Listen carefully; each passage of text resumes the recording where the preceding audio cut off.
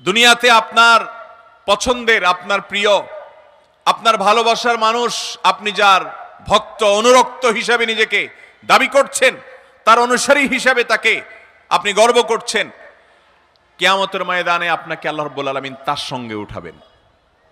কি বলেন, আমরা কি তাদের সাথে উঠতে চাই? ইহুদিদের সাথে উঠতে চান? খ্রিস্টানদের সাথে উঠতে চান? আল্লাহদ্রোহীদের সাথে উঠতে চান? বেঈমানদের সাথে উঠতে চান? মুসলমানদের শত্রুদের সাথে উঠতে চান? মানবতার শত্রুদের সাথে উঠতে চান? মাদকের প্রচারকারীদের সাথে উঠতে চান? জেনা ব্যভিচারকারীদের সাথে উঠতে চান? পর্দাহীনতাকারীদের সাথে উঠতে চান? সতরোন্মুক্তকারীদের সাথে উঠতে চান? মুশরিক কাফিরদের সাথে উঠতে চান? মুসলমানের সন্তান, দুনিয়ার জীবন বরফের মতো গলে যাচ্ছে ভাই আমার, বরফের মতো গলে যাচ্ছে। আপনার যৌবন তারুণ্য হারিয়ে যাচ্ছে। আপনি এই যৌবনে যা খুশি তা করবেন, এটা একজন বেঈমান করতে পারে, মুসলমান করতে পারে না। দুনিয়াতে আপনি বিশাল বড় পতাকা বানিয়েছেন। আপনার জীবনের অর্জন কি?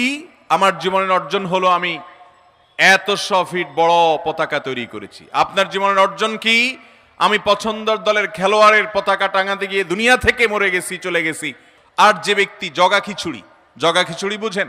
জগা খিচুড়ি মানে হলো সে একজন তথাকথিত খেলোয়াড়কে পছন্দ করে, তাকে ভালোবাসে। আবার দেখা যায় একজন হুজুরের ওয়াজ ভালো লাগে, সেই হুজুরেরও ভালোবাসে। এর নাম হলো জগা খিচুড়ি মুসলমান। মিডল ইস্টে মানুষের ঘরে ঘরে, সৌদি আরবের মানুষের ঘরে ঘরে ফুটবল দলের সমর্থক, তাদের জার্সি দুঃখজনক হলেও লজ্জাজনক হলেও সত্য। সাধারণ মসজিদগুলোতে আপনি মিডল ইস্টের যে কোনো দেশে চলে যান, ইভেন সৌদি আরবে চলে যান, অজস্র যুবকের গায়ে সেই ইহুদি খ্রিস্টান এবং কুফফারদের জার্সি তাদের গায়ে শোভা পাচ্ছে। তারা নামাজ পড়ছে, তারা মসজিদে যাচ্ছে। আমাদেরকে অনেকে দেখায় যে তারা কি ইসলাম বুঝে নাই। আমরা কি ইসলাম সৌদি আরব আর মিডল ইস্ট থেকে বুঝবো না কোরআন হাদিস থেকে বুঝবো? আমাদের অসংখ্য মুসলমান নামধারী ভাই বোনেরা আমাদের এই প্রিয় স্বদেশে, আমাদের এই প্রিয় মাতৃভূমিতে, গোটা পৃথিবীতে ছড়িয়ে ছিটিয়ে থাকা মুসলমানরা দলে দলে পঙ্গপালের মতো ঝাঁপিয়ে পড়ছে শয়তানের সেই ফাঁদের দিকে। আর সেই ফাঁদের নাম আর কিছু নয়, বিশ্বকাপ নামক বিশ্ব বেহায়াপনা। মোহতারাম হাজরিন, আল্লাহ রাব্বুল আলামিন আমাদেরকে যে বিবেক দিয়েছেন, সে বিবেকের কাছে আপনি প্রশ্ন করুন।